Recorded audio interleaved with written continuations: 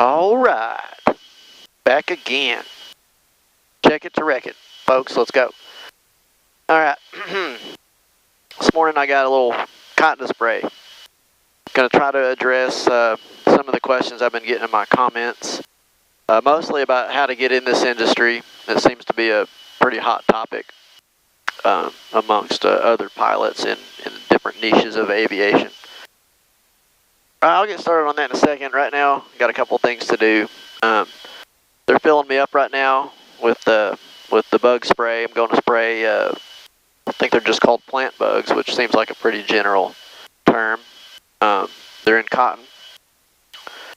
So on my iPad over here, I've got the whole job loaded up. It's got all my information, field names, farmer's phone number if I needed that for something. Acres, chemical I'm spraying, how much of the chemical I'm spraying per acre, all that good stuff. So what I'm going to do is I'm going to load this file into my GPS system. So I've got to download it. I've got a jump drive in the iPad there. I'm going to transfer it to the jump drive. And what this does, this puts this field on my screen. And I'm new to this area still. I just started flying here this season. And so I don't know where these fields are. And although I could, pretty easily find it with this iPad, I can zoom out. I can find the strip on the iPad, and I could figure it out. Like I know where there's the Blytheville Airport. I know where that is. I could go there, and then I'd come up here. And anyway, putting it all on my screen takes a whole lot of the guesswork out for me. It makes me more efficient. It also keeps my head outside the cockpit because there's a lot of airplanes flying around here. So I'm doing 115 acre loads. I got 2 loads. That's 582 gallons. I'm going to put 600 in here just to make sure I've got enough to trim the borders and all that good stuff. That won't dilute it so much that the chemical will still work. So anyway, got the jump drive in my GPS here. I'm going to transfer that file on over here. Look at the job number, find it here. All right, so now I've got it on my hard drive on the computer here. I'll pull that up real quick. All right, well, they stopped me at 582. It's a good crew. They pay attention. That's fine. That's just fine. I can roll with that. All right, so I'm going to find the job here, 160. Going to accept and load it up. Turn my spray system on here. Make sure it's all set up. And then after I get all this set, I'm going to start the motor and we're going to rock and roll.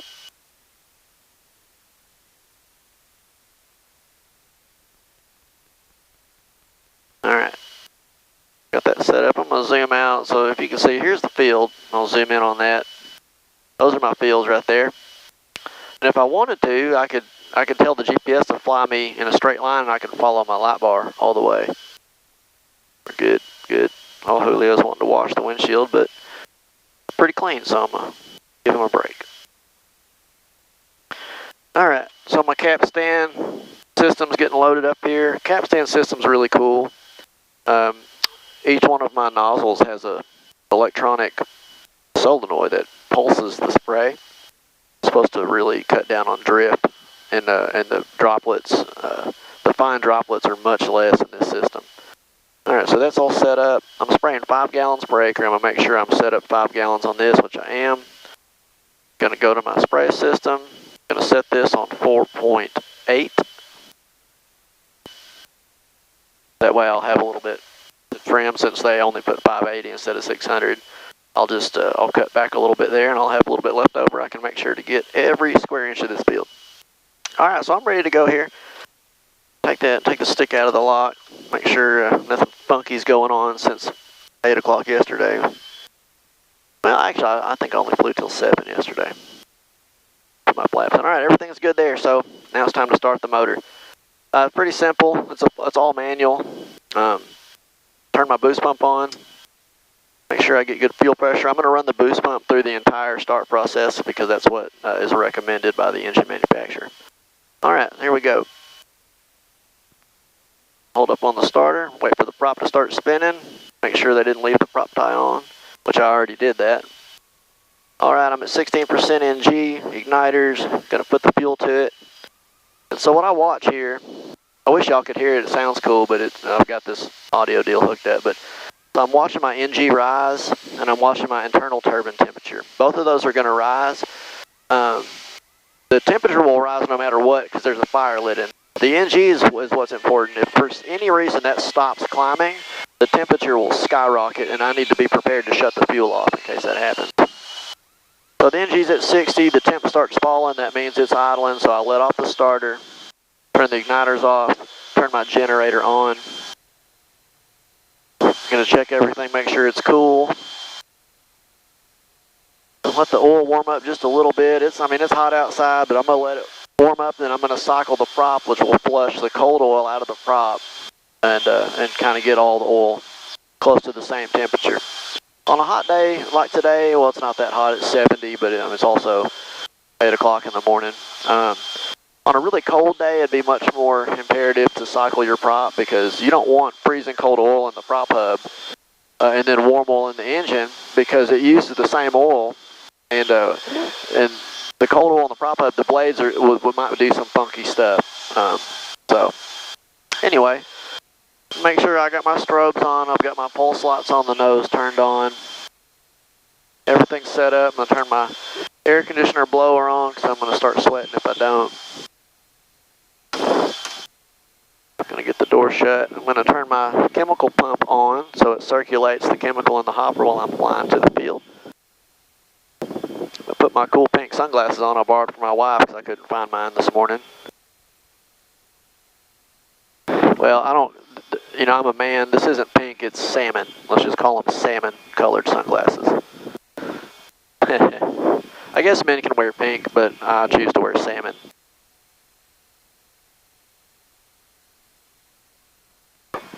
Alright, so we're rolling. The oil temp's come up a little bit. I'll push my prop forward. I'm going to cycle it a few times. Joe's over there. I don't think he's took off yet. We'll see when I pull up.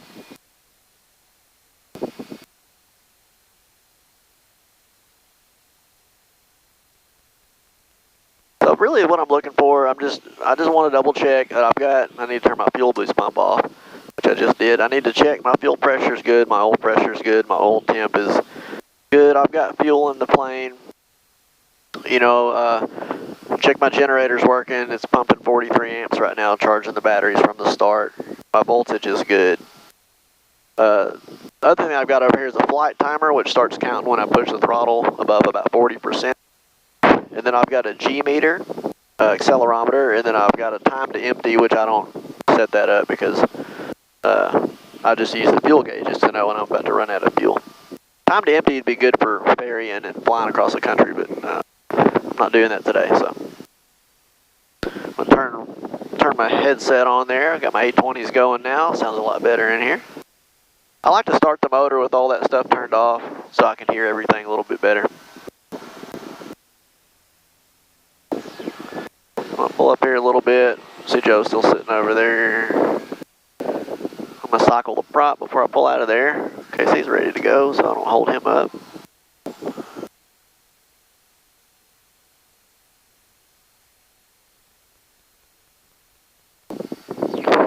One last little double check. First flight in the morning. Definitely don't want to forget anything. Got my rudder trim set, got my elevator trim set, my spray handles off, spray pumps on. All those switches are probably in the right spot.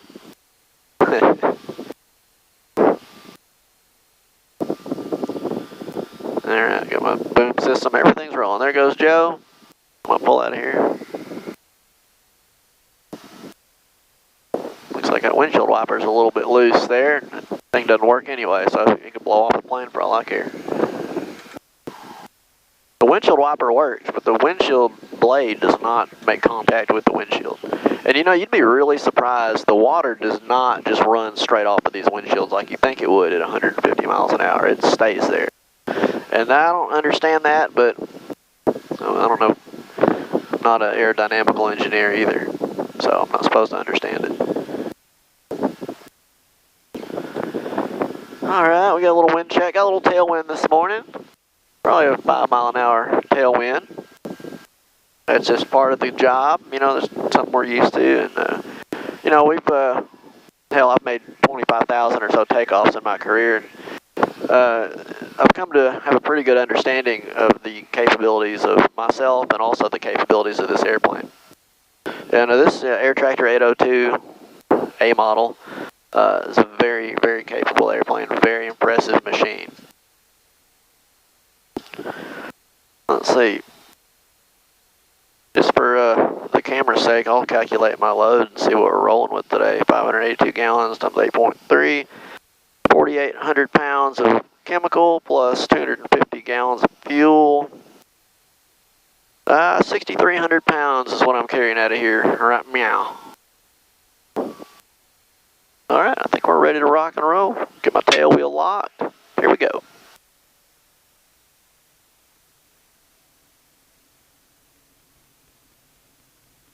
I'm gonna let my prop get up to RPM. Now it's there. I'm gonna give it the beans. Gonna pull it up to about 3,700 foot-pounds of torque, and it'll creep on up to probably right at the red line if I leave it there. Whoop. Get the tail up. So this burst where the concrete changes color is the 1,600 foot point right there. Woo! And that was a little bit more than I wanted, but you can see I just pulled this plane off the ground at 1,600 foot with a 6,300 pound payload. And I don't think there's another single engine propeller driven airplane that is capable of doing anything close to that. I could be wrong, but I don't think I'm wrong. Alright, so my field's behind me. I'm going to keep making this turn to the north. If I wanted to be extra efficient, I would have looked at that beforehand, because if I turned out to the left, I would have got there about 20 seconds quicker probably, but who's counting? Alright, I'm going to pull my first notch of flaps out, pull the power back a little bit. I was about 60 pounds over torque, which is, I don't know what, 10% would be 400 pounds, 5% would be 200 pounds, 1% would be 40 pounds. So I was 1% over torque there. I think it'll be okay. What do you think? Got my flaps all the way out. Pull my torque back to 3,200. I'm going to pull my prop back, which will bring my torque up. Alright, got all that done. Head outside the cockpit from here on out. There's a lot of planes in this area, a lot of planes flying around. You'll probably hear some radio chatter. We all talk on the same frequency, so we can all keep track of where everybody is. So that way we don't run into nobody. Now my right ear cup's starting to go out. That sucks. Alright, I'm going to go ahead and climb on up to appropriate ferry height here. I've got a little ways to go, so there's no point flying treetop height the whole way there. That's just asking for trouble. And you can tell that field didn't get enough fertilizer. Yep, told you about some radio chatter. I might have to turn that off, we'll see. Where there's an overlap looks great, and the rest is nasty looking. I'll tell you that guy's name, but I don't know what he's about to say. So we all talk to each other, it's good. Like it's all playing out earlier this year than normal. It's a friendly area. I've worked in areas where everybody hated the guy I worked for and nobody would talk, and it was uncomfortable, and I did not stay there very long. This area is real nice and friendly. Everybody likes each other, everybody knows each other, we all talk to each other. It's a lot safer that way. So anyway, one of the things I wanted to talk about today was getting started in this business. And in my opinion, there's really only one way to do it, and that's to start working on the ground. We've got two guys, we call them loaders, and one of them is like the load master, you'd call him. He's got his commercial pilot's, well actually he's got his commercial check ride I think next week, but he'll have his commercial pilot's license real soon. He's been working here for 4 or 5 years. The other one was working for an operation that my company bought out. It's not my company, the company I work for bought out. And he come over and works with us now, and he just passed his private pilot check ride. He's the guy that mixed this load for me this morning. He worked the pumps to pump it in, and he's also the guy that sat around and listened to me and the chief pilot talk about pilot stuff for about an hour this morning. And that's the most valuable information you'll ever get, is just listening to 2 experienced applicators talk about the job, talk about what we do, where we mess up, how we fix it, and stuff like that. And it's just invaluable experience that you can't get anywhere else, you know, because this is a very sensitive job, very sensitive to mistakes, both in the field and in the airplane. You know, you'll either mess up somebody's crop that might be their entire income for the year, or you might kill yourself. You know, there's a lot of different ways to screw up in this business. And having a lot of information coming into it is the safest and best way to do it, by far. You got to keep in mind, this is not a pilot job. You know, you have to be a really, really good, naturally skilled aviator to be able to do this job, right? But nobody's paying us to fly these planes. They're paying us to put this chemical where it belongs and do a good job at that, because, you know, this crop is these farmers' livelihood. And if we screw up their field, it's going to screw up their money, you know, and these chemicals are expensive. The airplanes are kind of expensive, but that's a whole nother topic. But either way, it costs them a lot of money to take care of this crop. And if you come in here and do a crappy job, well, you could be screwing up somebody's, you know, livelihood. And you got to keep that in mind at all times. So anyway, I got in this business. I took a summer job mixing chemical loading airplanes, and I'd always wanted to be a pilot. I took flight lessons in high school. I got my, well, I almost got my license when I was 17. I did all the soloing and stuff, and then I went a different direction for a while. And when I was 24, in college, because I went to college late, that's another long story. Anyway, I took a summer job mixing chemical at a crop dusting service, and I figured out real quick that that is exactly what I needed to do with my life. And so I loaded. I worked on the ground from 24, or actually I was 23 when I started. I did 4 solid years on the ground. I'm talking, and it's grueling work. It's 100-hour weeks. It's nasty.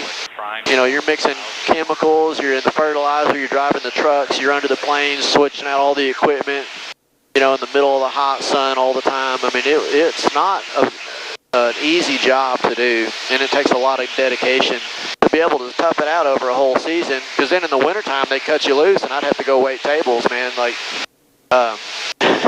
it wasn't easy, you know. When I started loading back in 2009, I was making $7.25 an hour, so chew on that for a while.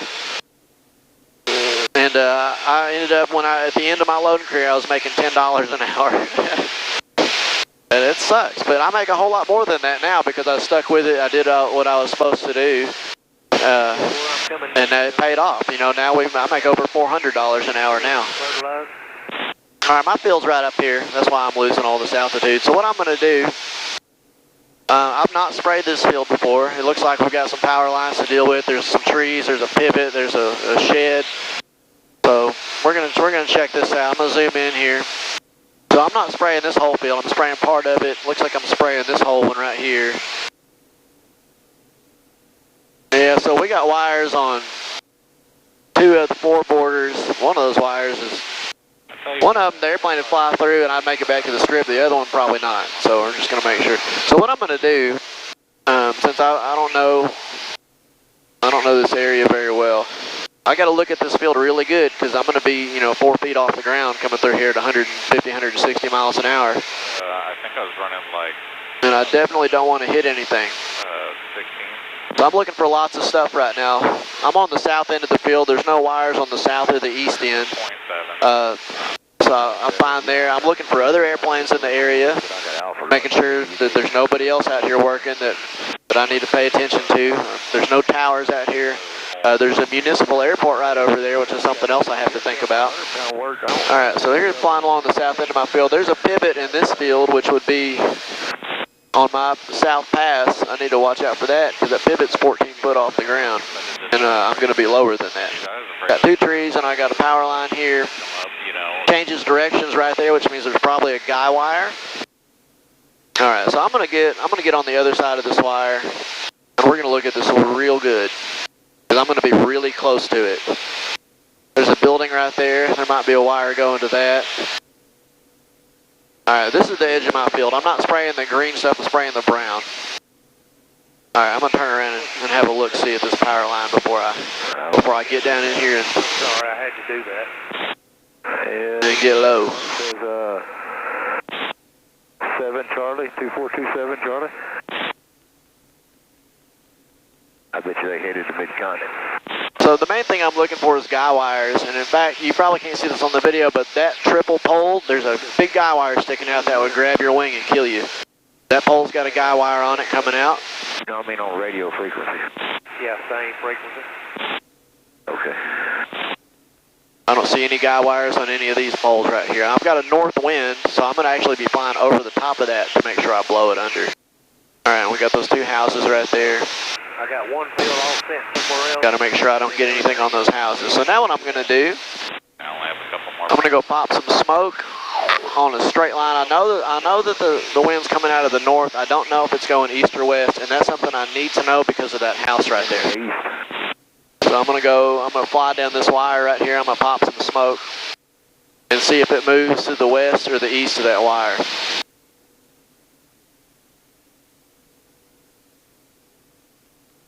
And I'm going to have to fly this field east and west because I don't want to do it the short way. So that's going to... There's also a pole and a wire going across the road right there. I got to watch out for that. Okay. So, I got my smoke laid down. One problem a lot of guys run into is you can see I've been flying for 10 minutes now. And I could have had half the field sprayed by now. But if you don't look for this kind of stuff, you're going to eventually run into it and it might kill you and there might be some other man raising your kids.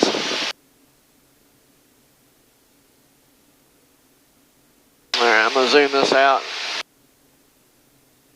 Alright, so I'm going to fly this part east and west, and I'm going to go do this other little jog north and south. Looks like that wind is straight north. Another thing I'm going to do, since it's straight north, I'm going to start on the south end of the field, and each one of my passes will be to the north of my last pass, which will blow this bug killer away from me, so I'm not flying through it. Because you don't want to do that, you'll get sick. Alright, I got that done.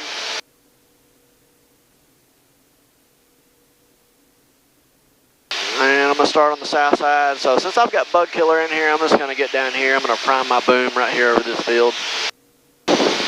You wouldn't do this with herbicide because, you know, that's just a no-no. Bug killer only kills bugs. Nobody wants bugs in their field, so I don't think that guy's going to mind that I just prime my boom over that field.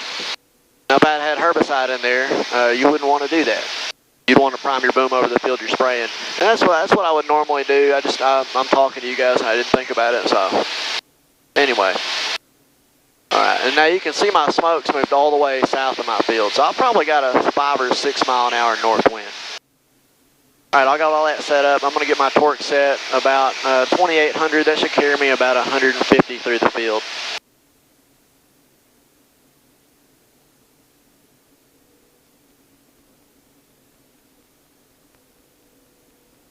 Alright, you know, and since the border of this field's not defined because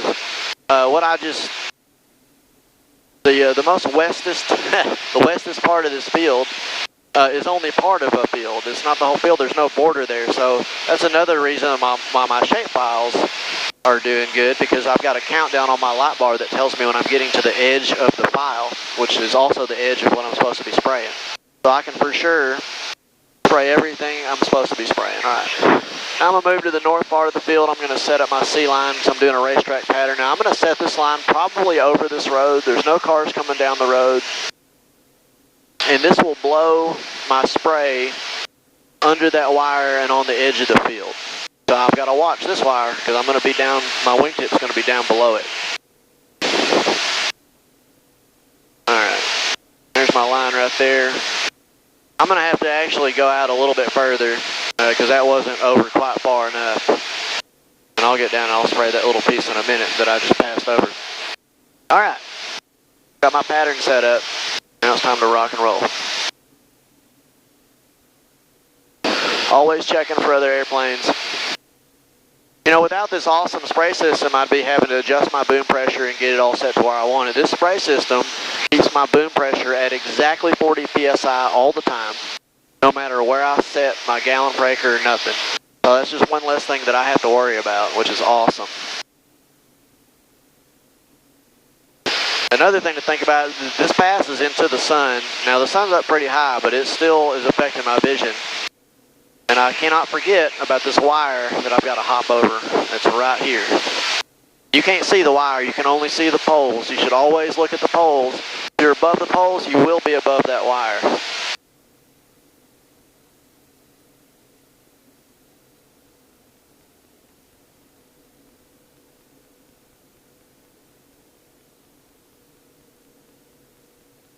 So I've got about 1,300 feet in between my passes here, which is really about perfect for this airplane.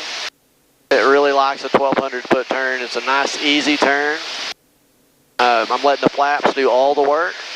I'm not pulling back on the stick really at all in my turns. The flaps in this airplane will pitch the nose up significantly. And that's what we use to pull the plane around in the turn. That's what it's designed for. I can put the flaps down at 140 miles an hour in this plane. Alright, so I've got that big tree, and since this is bug killer, I'm just going to let it go over the tree. If this was herbicide, I would have shut off over that tree, and I would not be letting it loose that high in the air. If bug killer drifts a little bit, it's only going to kill bugs, and nobody wants bugs in their field.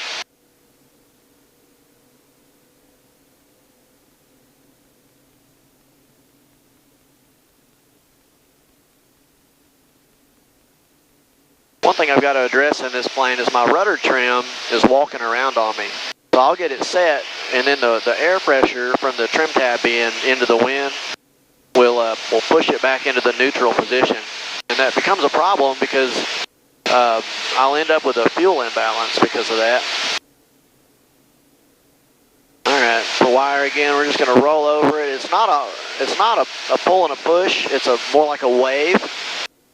I'm not trying to push any negative G's. I do have a cup of coffee right there, and I would like to drink it, not spill it.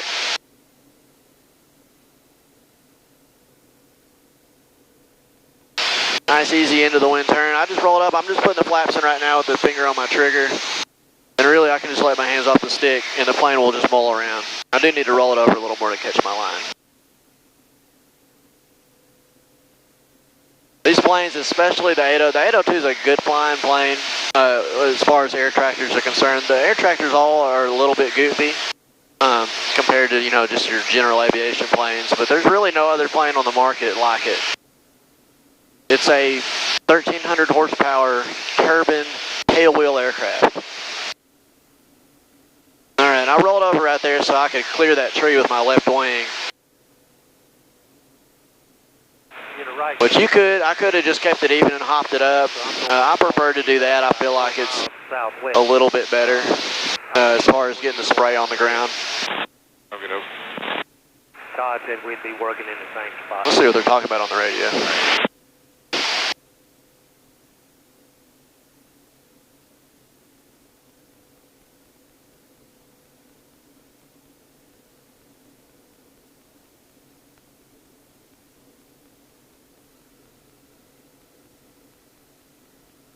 I pulled up a little bit more for that one than normal.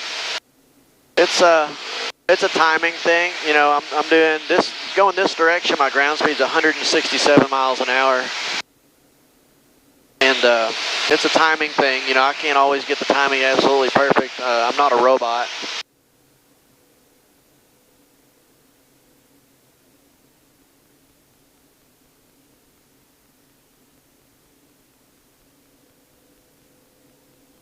These planes also created quite a bit of adverse yaw with the aileron, so there's quite a bit of rudder pressure involved flying this plane. And at the end of the day, this is not an easy job at all physically. It's difficult. At the end of the day, you'll have trouble walking getting out of this plane from pushing on these rudders all day. They're quite heavy on the controls. There's guys that do things to mitigate that. A lot of guys will take pipe insulation and stick it in between the rudder and the vertical fin and stuff like that. I do not do anything like that because it makes the tail less stable, and I don't want to fly a plane with an unstable tail. I'll just take the heavy rudder and the stability. All right, so I'm going to check. You know, I've got some of my load off here. So my airspeed is, let me get over this wire and I'll tell you. Alright, so I'm running 155 on the airspeed. That's a little bit faster than I like to spray. I really like to spray 150 or under because it's better for the for the spray. The wind shear hitting the spray coming out of the booms is less. It breaks the spray up less and creates less fine droplets that will move around. I'll pull the power back to 2,700 foot-pounds. I'm running 1550 on the prop. Internal turbine temperature is 665 degrees Celsius, 76 gallons per hour of fuel.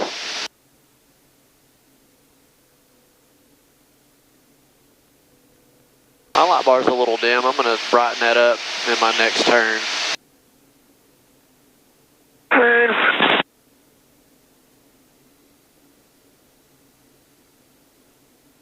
Where you going this morning, Johnny? I haven't mentioned that pivot yet, but if you've noticed, I've been hopping over that every pass. Because, like I said, the center, the high point of that is 14 feet off the ground, and my wheels are a little bit lower than that. I owe you an apology. Oh, let's see. What is it? I had a guy text me about wanting to go to work, and I gave him y'all's number, and then I think he flaked out on you. Sorry, man. Oh, okay. So that's something else that happens a lot in this industry. There's a lot of guys. There's a lot of guys that jump seats a lot, and so they'll commit to an operator. You know, on the ground or in an airplane even, and they'll commit, and so the operator thinks he's got him a pilot for the season, and then that guy will find a better job and just leave somebody high and dry. A lot of them won't even give you a phone call. They'll just not show up when you think they're supposed to be there, and then that operator's high and dry and has no pilot to fly his plane, and that could be a big deal. Especially this day and age, there are not many people out there that can get in this plane and go to work. Not nearly as many as there was 10 years ago. When I first started in this industry, the average age of the ag pilot was 55 years old. That was in 2009. 55-year-old average age. That is absolutely bonkers. I don't know what it is now, but I bet you it's not any younger. So here comes a pivot, just a slight wave. And when you're hopping over all this stuff, you're going to be paying less attention to that light bar up there. And it's pretty common to get off your line a little bit. And it's way more important to not hit the shit that you're hopping over than it is to stay on that light bar. You don't want to run into that pivot trying to keep your lights center. All right, well, I got the torque down to about 2,600 foot-pounds. I'm getting down to about 105, 110 miles an hour in the turns here, which is just fine. Paint them yellow? White, little clincher. And I'll check my airspeed again when after I hop over this wire right here. Taxi cab now. All right, I'm rolling 145. That's about perfect. 150. That's about exactly what I like. What is he called? Accent wind pressure right at 38, 39, 40. Accent wall on your car. So I've got 220 gallons left. I've sprayed 80 acres. Doing 5 gallons per acre, so that's, what is it, 25 acres I got left? It is yellow. About 200, what's 5 times? No, that's 40 acres. I got 40 acres left. Took a 115 acre load. I sprayed 80 acres, so 80 plus 40 is 120. So I'm right on the money with my calibration.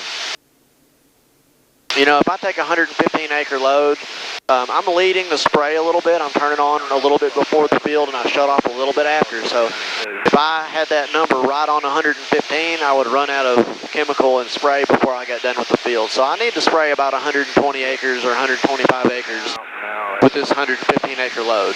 And when I say 125, I want my acre counter to say 125. And that's about where it'll be. If it's a little bit less than that, then I'll just turn my spray down just a little bit on the next load, or I'll take a little bit more water. One of those two. But anyway, back to the how to get started in this business. It's something, what I said earlier about working on the ground, doing the quote-unquote grunt work and all that stuff. Really what you're doing is learning. There is a lot to learn. I mean, you can be a 20,000 hour badass, citation pilot flying to the Bahamas every weekend or whatever. But you know what? When you get in this airplane, there is no autopilot. There is no nothing. There's no nothing. This is pure stick and rudder, flying right on the edge of the envelope and back all day long flying. And no amount of pilot experience outside of this will help you in any way. Well, I take that back. There is maybe a little bit, but most pilots out there, they might be able to take off and land this airplane, but they would absolutely not be able to come in here and do this work. And that's why work on the ground is important. You've got to know the industry. You've got to know how to fix things that you break. And you can't do that without experience. You know, I made a dumb mistake on the ground the other day and broke something, and I fixed it. And the loader guy, one of the guys with the pilot's license, watched me fix it. So now he knows how to fix it. You know, and I learned how to fix it from watching other pilots break stuff and then fix it. I mean, there's a wealth of knowledge that you need to have coming into this in the beginning. You know, and the only way you're going to get that is to work at a flying service. You know, as the pilot applicator, you got to be the only. You know, if you're the only guy that comes to work, you got to be able to still get the job done and do everything. You got to know how to do everything. Because as a pilot, we're the only ones that could be the only guy that comes to work and the work still get done. Because nobody else knows how to fly the airplane. You know, so it's an important job. You hold an important position at the company, and you need to be able to deliver if the situation calls for it.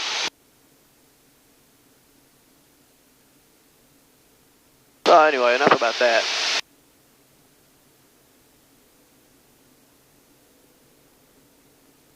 The bug killer is a pretty easy thing to spray. Like, I do not have to worry about getting this on anything but houses, people, and cars. You know, well, horses, cattle, I wouldn't want to get it on that either, but there's none of that over here. But there's a house right there. There's a road over there, and there's a road. That's not really a road, but that's a farm road. That doesn't count. But either way, you got to watch for all that stuff, and you got to make sure not to get it on that stuff. But other fields, I can get this all over any other field. Not going to hurt a thing. It'll only help, really.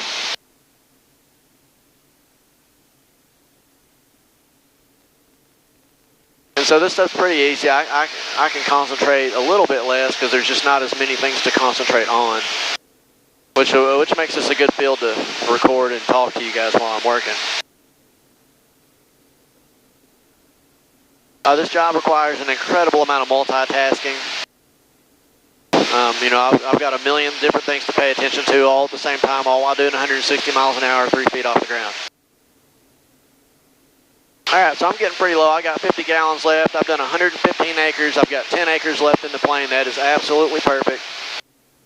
And I actually am going to turn it down a little bit. I want a little bit left over because I've got all these wires. I'm going to need to trim up around all that stuff just to make sure I covered everything. So the next load, I'll probably take 20 or 30 more gallons. Forgot to turn up my light bar. I guess it wasn't that big of a deal.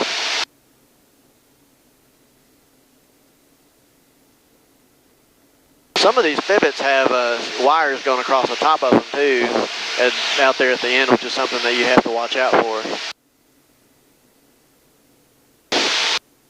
Because you don't want to catch one.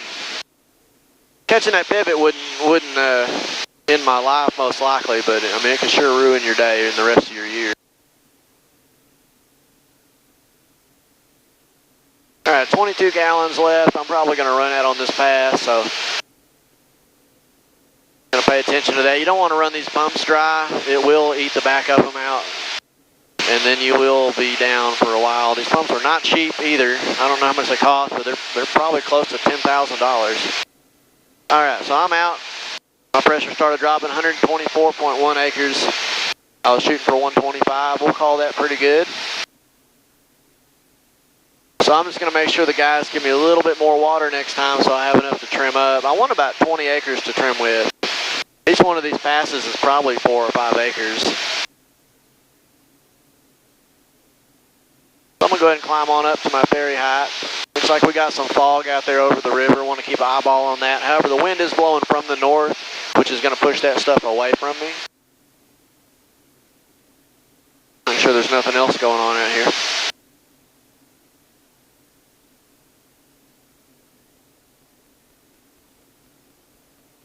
Alright, we'll bump on up to the ferry speed here. Got a little bit of a fuel imbalance going on, probably because I wasn't paying that close attention to my ball on that load. I bet you it'll even out on the ferry here. It's not that bad. It's only a 10-gallon diff. Yeah, it's evening out right now. So yeah, I got 96 gallon in my left tank, 107 in my right tank. That's not a terrible imbalance, but that does mean I was slightly uncoordinated. I don't know, in the turns or in the field, you're not going to stay coordinated in the field because we use the rudder to stay on the line.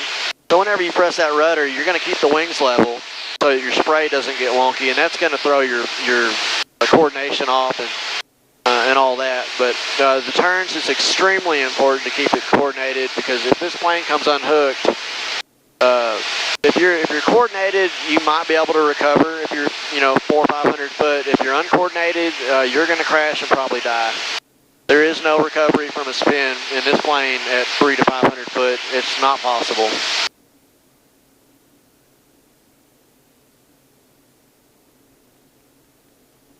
So I'm checking out for other airplanes. I know Joe's working out of this strip with me this morning. Gonna watch out for him. I'm 1,000 foot up. There shouldn't be any airplanes turning up this high. If you turn into one of these planes and pick 1,000 foot, it's because you were going 200 mile an hour through the field, which is too fast. But I bet you it's been done before. So on the ferry back, I'm empty. I want to make sure my pump is turned off. Because if it's sitting there free spinning, dry, it'll ruin it. You don't want to do that. I'm just going to kind of go over my stuff, make sure everything in the engine's fine, fuel's looking good. Getting a little warmer outside now. It's 74. It was 70 when I took off. And everything's hunky-dory here. We're all good. Nice smooth morning. Probably trim this airplane out and take everything off the controls if I wanted to and get my rudder trimmed out real good. A real nice smooth morning. I got some aileron trim here to play with too. Got my elevator rolling.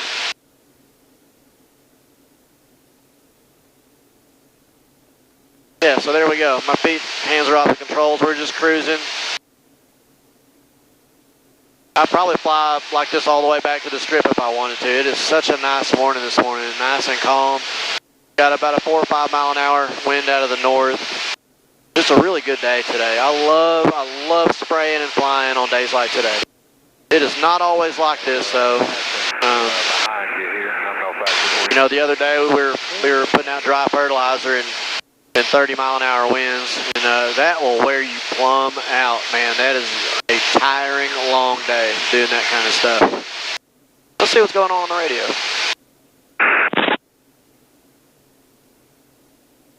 This morning, that's the field that got a lighter rate by the way it looks, and it got freaking 285. This one I'm doing? This one to Tyler's just south of those woods off the end of this airstrip. It just looks like a lighter green wherever I joined up, it looks real good. So I was like, shoot, maybe you put a light rate on there and need some more, but freaking hey, we put a heavy rate on it. All right, so those guys are talking about work. They're talking about the job. They're out there looking at fields. They're checking them. They're checking on their job. That's what we do constantly. We constantly go and check on our work, make sure we've done a good job, and everything's right, for the farmer. That's important. You need to do a good job.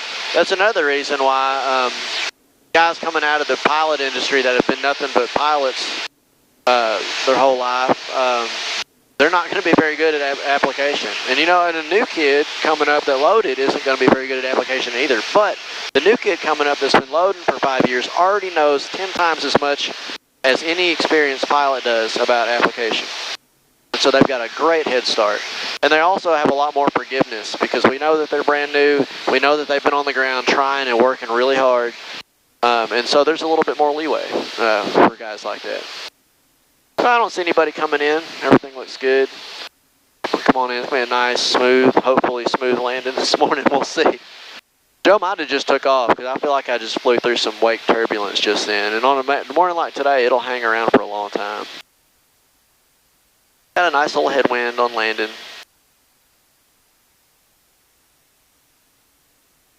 Get a little power. Started getting a little sinky there. A little sinky. Tail getting a little bit low. Alright, I got the runway made. I'm going to pull that power off. We're just going to let her sink on into the ground. I'm just going to hold it off. I like to 3-point. There we go. Not bad, not bad. Hit the tail wheel first that time, which that happens. Didn't hit it very hard. So I can get on the dang runway here. So this strip, I don't know how wide it is. It's probably 25 feet wide. I think the landing gear on this plane is 16 feet wide. I could be dead wrong about that, by the way. I haven't measured one of these in like 10 years, but it's pretty wide.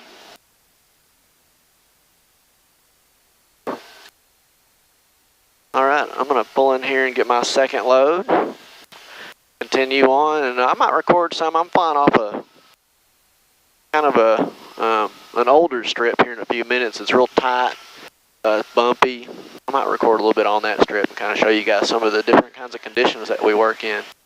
But until then,